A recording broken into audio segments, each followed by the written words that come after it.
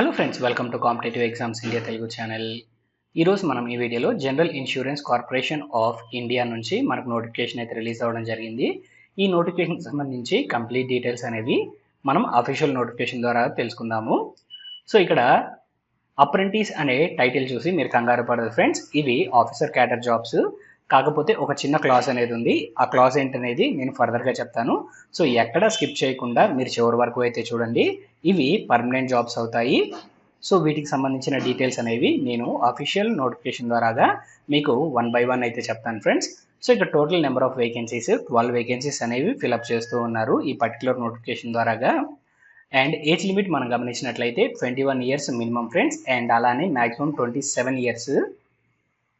And SC ST క్యాండిడేట్స్కి 5 years వరకు age relaxation ఉంది. ఓబీసీ క్యాండిడేట్స్కి 3 ఇయర్స్ వరకు ఏజ్ రిలాక్సేషన్ ఉంది. అండ్ ఫిజికలీ ఛాలెంజ్డ్ క్యాండిడేట్స్కి 10 ఇయర్స్ వరకు ఏజ్ రిలాక్సేషన్ వర్తిస్తుంది.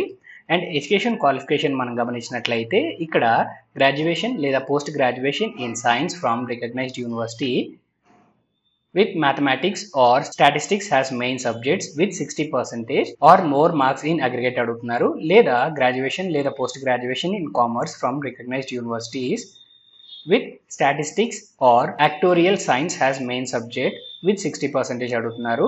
లేదా graduation in arts with actuarial science as major subject from recognised university with 60% marks అడుగుతున్నారు.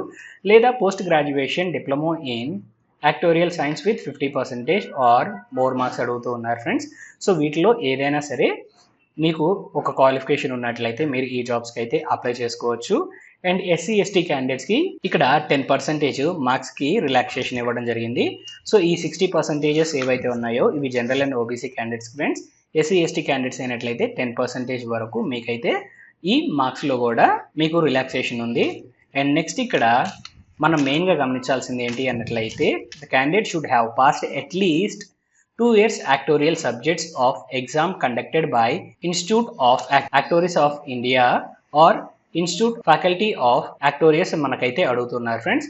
సో ఈ ఎడ్యుకేషన్ క్వాలిఫికేషన్తో పాటు మనమైతే ఈ ఎగ్జామినేషన్స్ అనేవి పాస్ అవ్వాల్సి ఉంటుంది. సో ఈ పాయింట్ అనేది గుర్తుపెట్టుకోండి.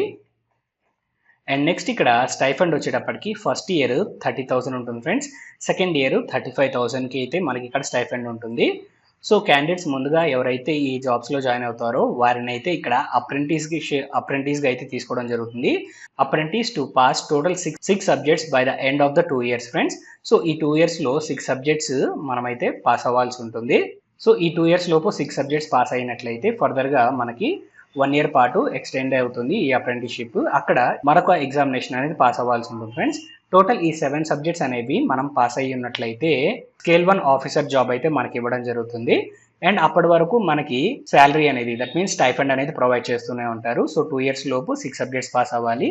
అండ్ ఆ తర్వాత ఫర్దర్గా ఇంకొక 1 year ఎక్స్టెండ్ అవుతుంది. అప్పుడు ఇంకొక సబ్జెక్ట్ అనేది పాస్ అయ్యి టోటల్ 7 సబ్జెక్ట్స్ పాస్ అయినట్లయితే క్యాండిడేట్కి ఇక్కడైతే స్కేల్ 1 ఆఫీసర్గా అయితే ఫైనల్ రిజర్గా అయితే పర్మనెంట్ జాబ్ అనేది ఇవ్వడం జరుగుతుంది ఫ్రెండ్స్. సో ఈ పాయింట్ గమనించండి. అండ్ ఇక్కడ ఈ అప్రెంటిస్షిప్కి సంబంధించి సెలక్షన్ ప్రాసెస్ మనం గమనించినట్లయితే ఇంటర్వ్యూ లేదా గ్రూప్ డిస్కషన్ ద్వారాగా లేదా ఈ రెండింటి ద్వారాగా అయితే కండక్ట్ చేయడం జరుగుతుంది. ఇంటర్వ్యూ అండ్ గ్రూప్ డిస్కషన్స్ అనేవి ఆన్లైన్లోనే మనకి కండక్ట్ చేయడం జరుగుతుంది.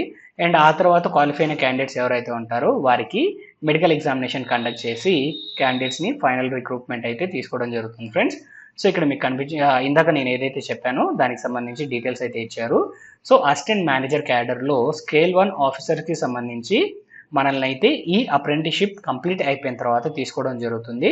సో ఖచ్చితంగా మనమైతే ఈ 7 యాక్టోరియల్ సబ్జెక్ట్స్ అయితే మనం పాస్ అయ్యి ఉండాల్సి ఉంటుంది ఫ్రెండ్స్ ఈ 2 years అప్రెంటిస్షిప్ ట్రైనింగ్ లోపు.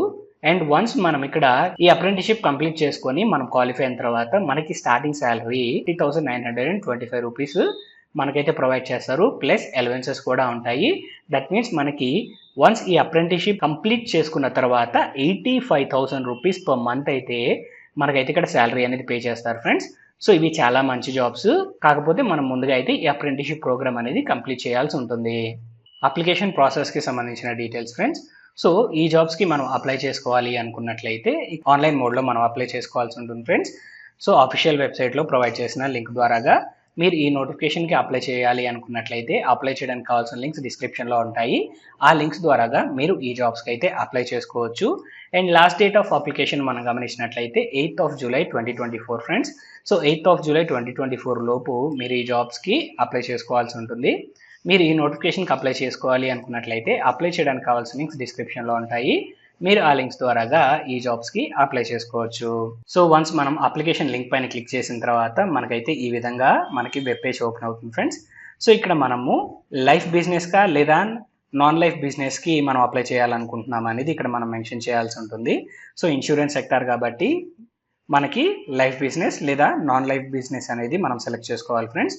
సో ఇక్కడ మనము ప్రిఫరెన్స్ అనేది ఇవ్వాల్సి ఉంటుంది. ఫస్ట్ అండ్ సెకండ్ ప్రిఫరెన్సెస్ ఈ యారోస్ కనిపిస్తున్నాయి కదా, ఈ యారోస్ పైన క్లిక్ చేసి మన ప్రిఫరెన్స్ 1 ఏది అండ్ అలానే ప్రిఫరెన్స్ 2 ఏది అని చెప్పేసి మనం ఇక్కడ ఇవ్వాల్సి ఉంటుంది. అండ్ ఆ తర్వాత ప్రిఫరెన్స్ ఇచ్చిన తర్వాత నెక్స్ట్ పైన మనం క్లిక్ చేసినట్లయితే మన పర్సనల్ డీటెయిల్స్ అనేది అడుగుతూ ఉంటుంది ఫ్రెండ్స్. సో మన పర్సనల్ డీటెయిల్స్ మనం ఇక్కడ ఇచ్చేసిన తర్వాత మనం నెక్స్ట్ పైన క్లిక్ చేసి ఇలానే మనం స్టెప్ బై స్టెప్ కంప్లీట్ చేసుకొని మనమైతే అప్లికేషన్ అనేది సబ్మిట్ చేయాల్సి ఉంటుంది. సో ఈ నోటిఫికేషన్ సంబంధించి కంప్లీట్ డీటెయిల్స్ అనేవి మీకు అందాయని ఆశిస్తున్నాం ఫ్రెండ్స్. ఈ వీడియో కనుక మీకు నచ్చినట్లయితే please like, share and subscribe to our channel. Thank you.